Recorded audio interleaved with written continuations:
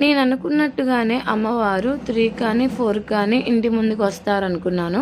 4కి అయితే మా ఇంటి దాకా వచ్చారు. ఇంకా ఆ డప్పులతో చక్కగా ఎద్దుల బండి మీద అమ్మవారిని ఊరేగిస్తూ తీసుకొచ్చారు. ఇంకా కాళ్ళకి మనం కాళ్ళు కడిగి మనం దీపం పెట్టినట్టుగా ముందు ఎడ్ల బండి ముందు నీళ్లు పోసి పసుపు నీళ్లు చక్కగా ఇలా దండం పెట్టుకున్నాను.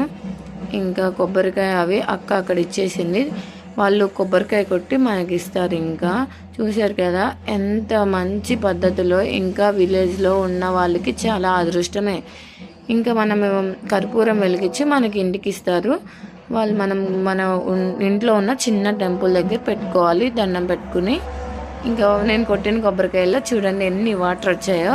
అవే నాకు అలాగే ఇచ్చారు ప్రసాదం లాగా. అందరు తీసుకున్నాము. కొంచెం పూలు కూడా ఇచ్చారు అమ్మవారి దగ్గర నుంచి.